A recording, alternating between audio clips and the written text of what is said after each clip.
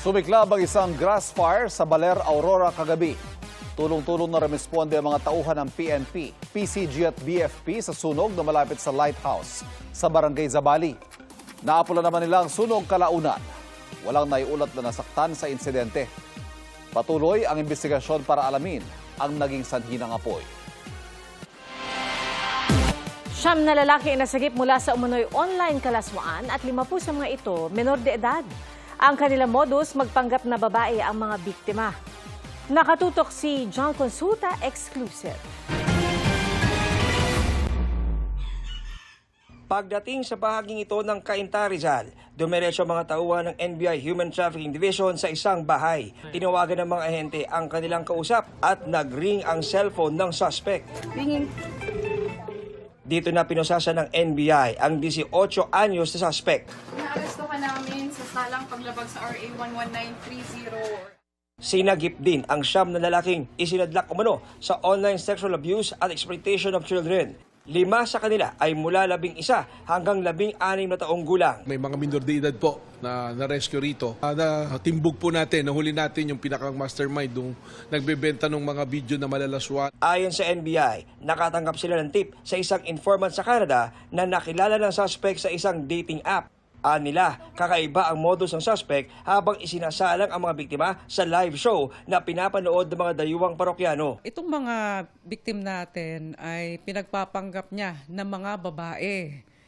Ang ginagawa niya, pinagdadamit siya ng mga uniforme ng mga babae to make it appear na mga babae ito. Nasa kustudiya na ng Department of Social Welfare and Development o DSWD ang mga biktima. Sinisikap namin makuna ng pahayag ang suspect na nakapiit sa Muntinlupa. Paalala po sa ating mga magulang, bantayan po natin yung ating mga anak, mapababae ito, mapalalaki, lalo na't mga minor de edad, sapagkat maaari pong sila nagiging biktima ng katulad nitong gawain na akala nakikipaglaro lang sa mga kaibigan, yung pala po ay namamanipula na para gamitin po sa mga malalaswang gawain na pinagkakakitaan. John Consulta, nakatutok 24 oras. Epektibo na po ngayong araw ang unang tranche o unang bagsak ng aumento sa minimum na arawang sahod sa Metro Manila. Pero sasapat kaya yan, lalo't mahal ang ilang bilihin at muli pang sisipa ang presyo ng petrolyo sa susunod na linggo. Nakatutok si Bernadette Reyes. Matapos ang big-time oil price hike nitong Martes, panibagong taas presyo na naman ang nakaamba sa susunod na linggo.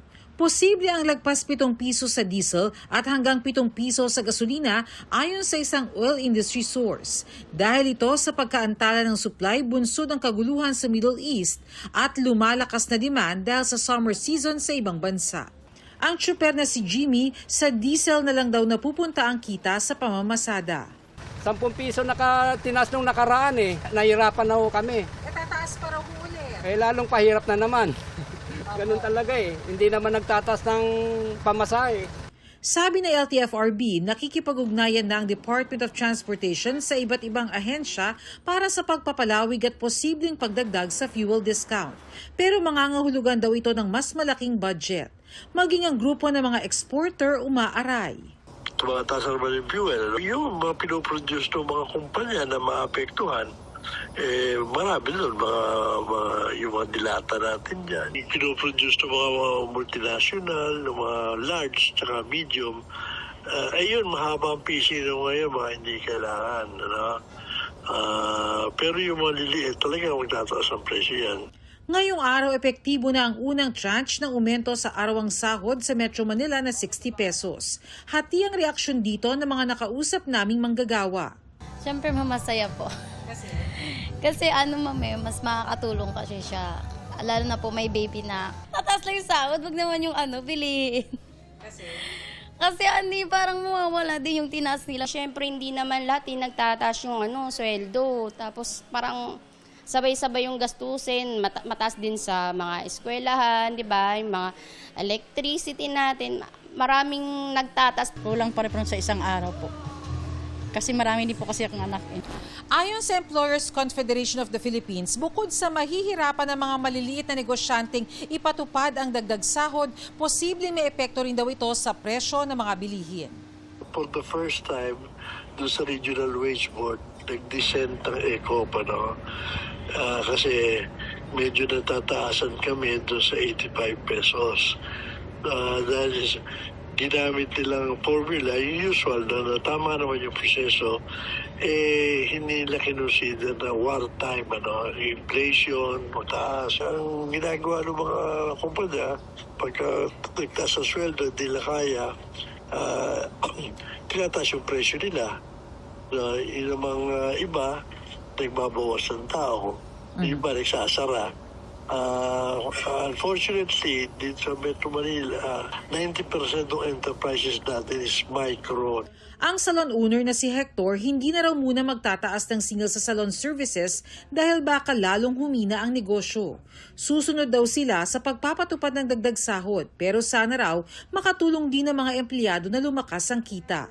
Walang problema kung itataas yung sahod ng mga like 755. So, sa akin naman, kailangan kung magtataas ako ng sahod doon sa mga employees, see to it na sila ba, productive ba doon sa ginagawa nilang service doon sa mga kliyente. So, kailangan sila pa lang magpursige para itaas ko rin yung sahod nila. Bernadette Reyes, Nakatutok, 24 Oras.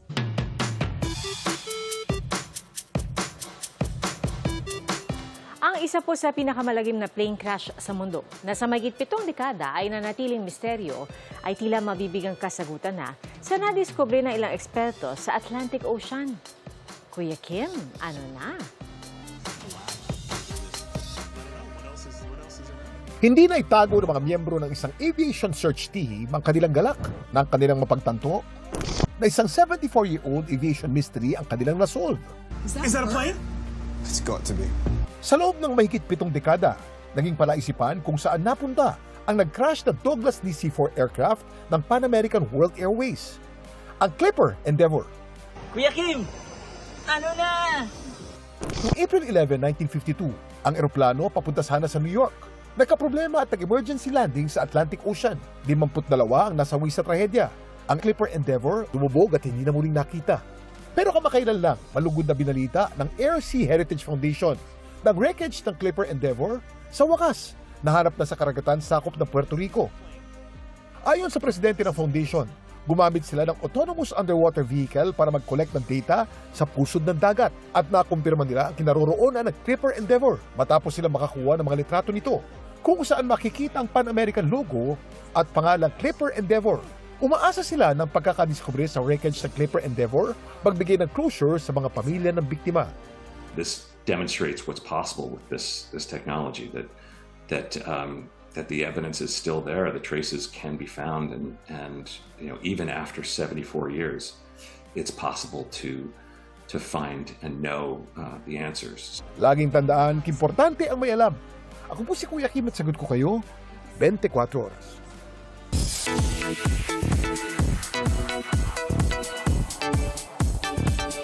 Best foot forward ang mga top 20 finalists ng Sparkle Campus Curie Season 2. To guide them sa pasarela at ramp walking, nariyan ng Sparkle Mentors na nagbigay ng ilang tips. Makichika tayo kay Aubrey Carampel.